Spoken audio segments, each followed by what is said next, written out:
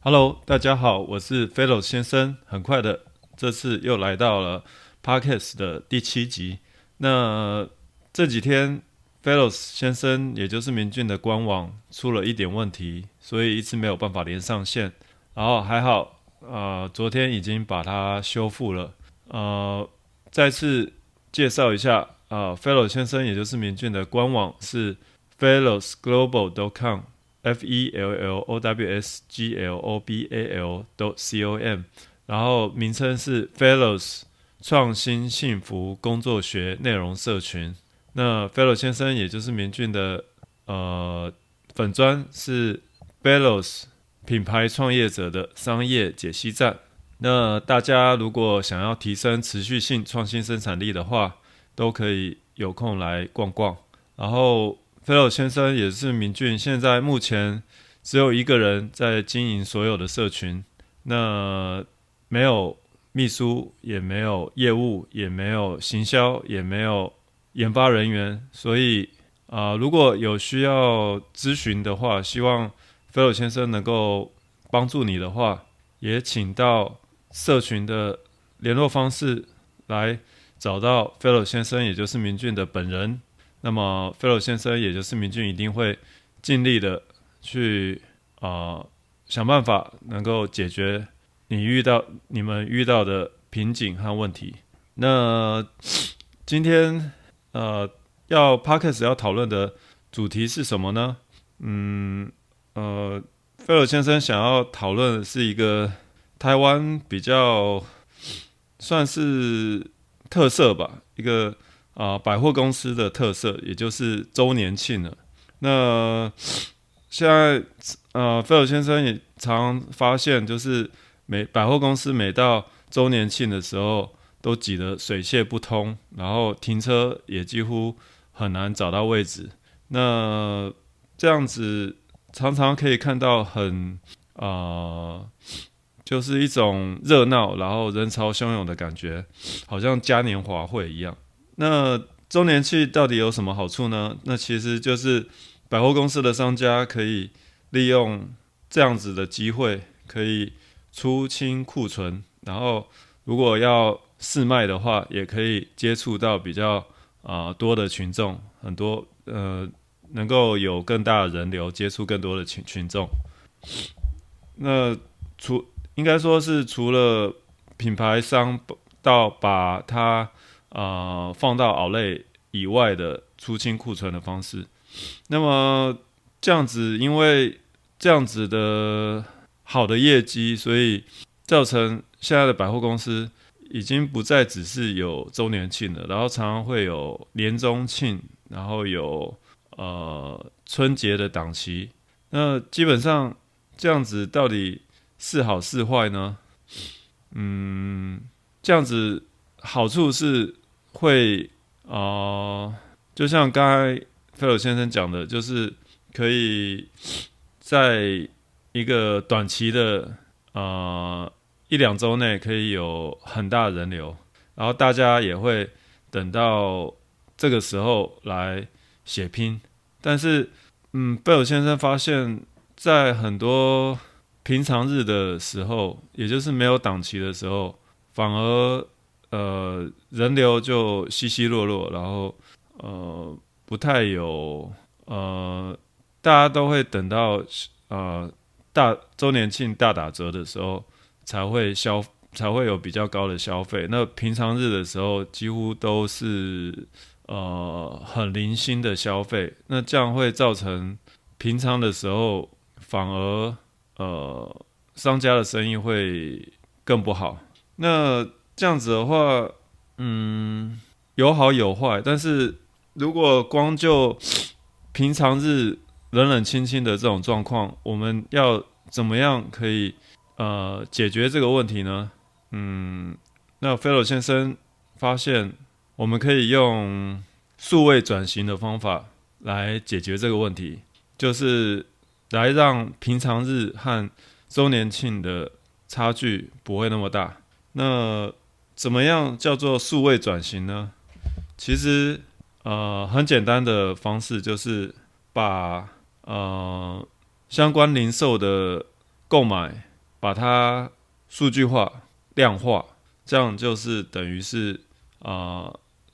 数位转型的开端了。那其实我这样讲，可能还是很多人比较传统的商家可能还不太懂。那其实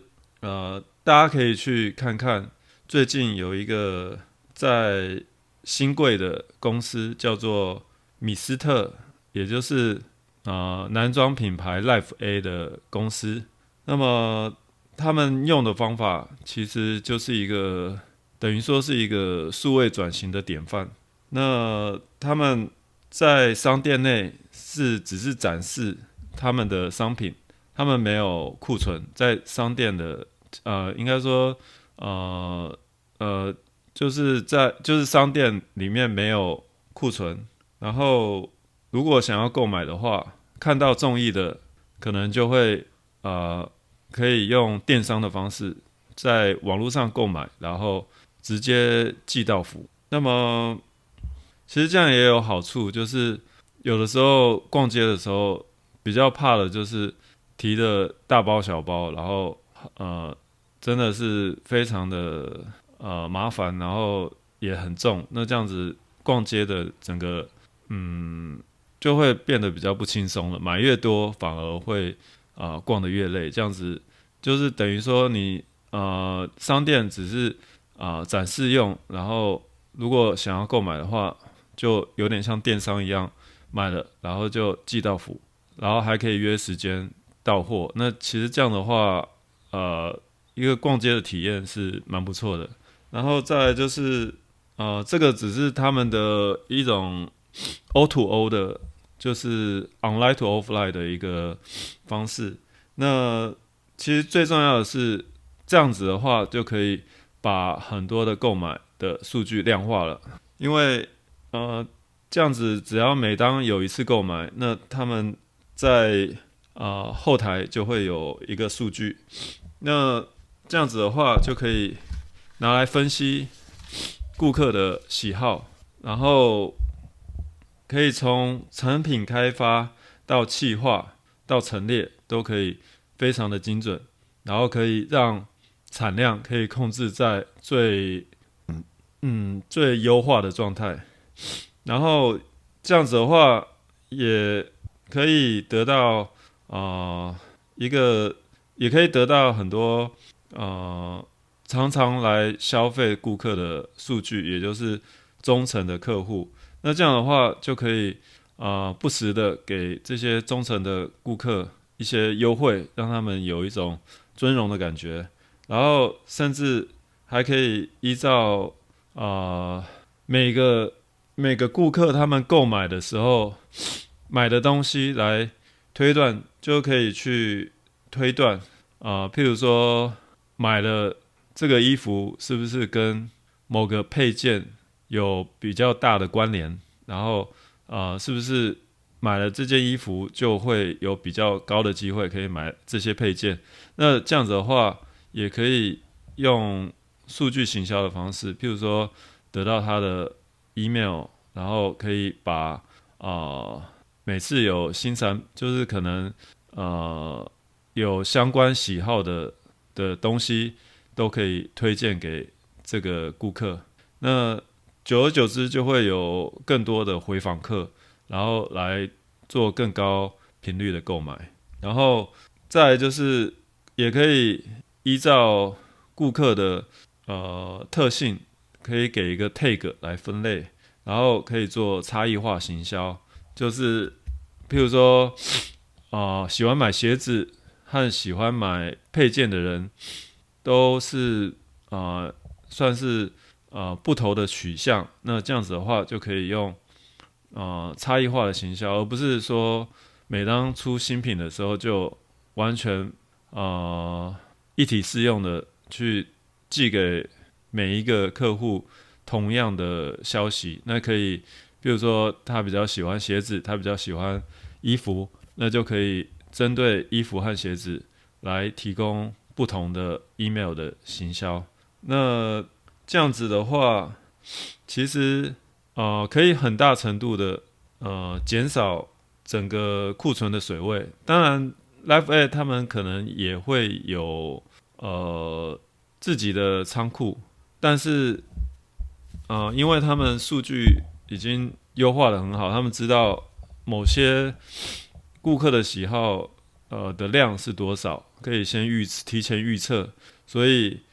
不会有太超出库存水位的问题。然后这样子的话，也不会因为这样就可以省库存的成本，然后再来就是也不会因为想要用打折的方式来吸引人流，所以就可以创造比较高的毛利。那其实当然我是觉得菲尔先生也是觉得 Live A 他们已经应该已经建立了自己的一个门槛了，所以他们的会员系统已经非常的成功了。那基本上他们都会一直去发掘老顾客还有新顾客的数据然后让自己的让顾客的购买率越来越高，频率也越来越高，然后也可以得到更多更忠诚的客户。那如果是那些比较传统的商家的话，我不知道 Live A 是不是自建系统的，他们是不是有跟其他的供应商合作？但是如果很多传统的商家，他们也想要数位转型，然后想要把自己的购买把顾客的购买量化的话，数据化量化的话，那其实可以尝试使用类似91 App 还有 Skyrack 这样子的电商这样子的零售服务系统的话，那其实很快，应该说这样子是更快的可以达到数位化的方式，因为这些系统可能都会提供商店比较需要的数据。然后像 Skyrack 它比较有的特点就是它其实是可以用摄影机记录顾客的动线还有热点，就等于说它可以记录在商店里面走动的情形，然后可以看到他们驻足在陈列的某些商品下，然后驻足的机会哪一个是最大的，然后其实就可以这样子的话，其实就可以做一个很好的决定，可以把毛利高或者是销售比较好的人气商品放在顾客驻足比较高的地方。那当然 Live A 它是比较偏平价的商品。那其实如果零售店他们的商品是很稀缺的话，譬如说会因为比较慢买的话，可能就会跟不上流行，或者是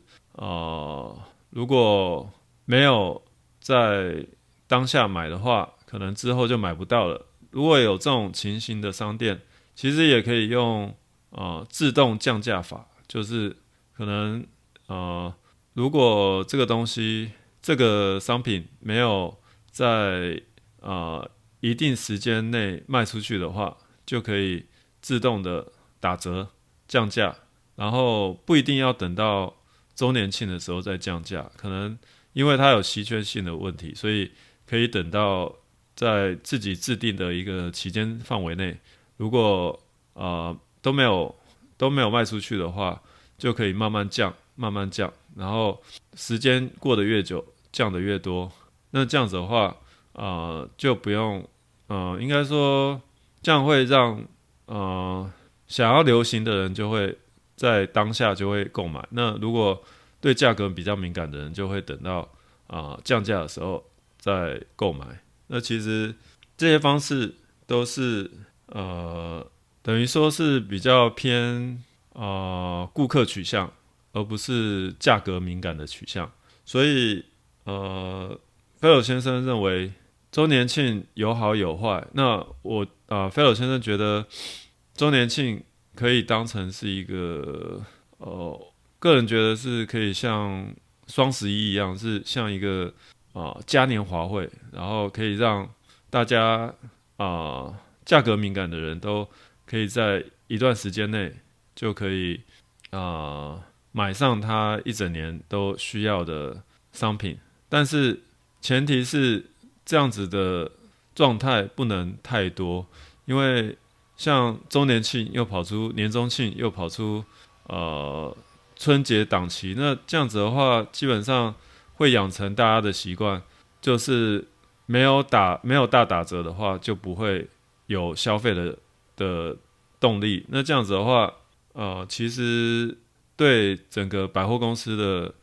零售都会比较可能会弊多于利吧。那这样子的话，其实菲尔先生觉得，如果让整个商店都可以能够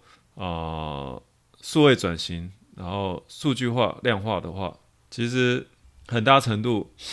就可以让他们专注在经营自己的会员，然后等于说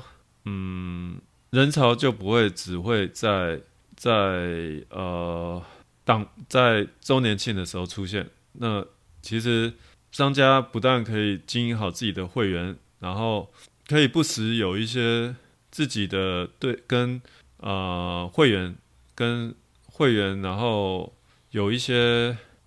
互动，然后让他们可以随时有机会的话，都可以到百货公司来逛，然后不但减少了库存的问题，然后也可以知道顾客的喜好，能够创造比较高的毛利。其实这样子的话，如果商店的柜位如果能够经营得更好，那其实百货公司就会经营得更好。然后周年庆也只是百货公司为了回馈全馆的顾客而所做的一个庆祝的活动。那其实这样子的话，对整体的百货公司的生态会是更有利的。然后再加上如果百货公司是想要给顾客更好的体验的话，那其实 O2O 类似 Life A 的 O2O 也是一个非常棒的方式。那么如果传统的商家不知道要怎么自建系统的话，其实就可以去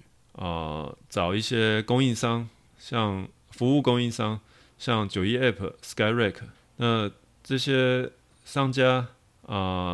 提供的服务都可以让商店能够成功的数位转型，然后并且能够做更好的会员经营的服务。那么今天的 Podcast 就到此结束，然后再次想要介绍一下 Fellow 先生的官网是 fellowsglobal.com， Fellows 创新幸福工作学内容社群，然后粉专是 Fellows 品牌创业者的商业解析站。那如果有相关想要咨询的问题，也请从这些社群里面找到 Fellow 先生也就是明俊的联络方式。然后Fellow 先生目前只有一个人在经营这些社群，那就请大家跟 Fellow 先生也就是明俊本人联络，然后 Fellow 先生也就是明俊一定会尽全力的帮大家解决在商业上遇到的在工作生活还有商业上会遇到的问题和状况。所以那么再次谢谢大家聆听 Fellow 先生的 Podcast。那么我们下次见了，拜拜。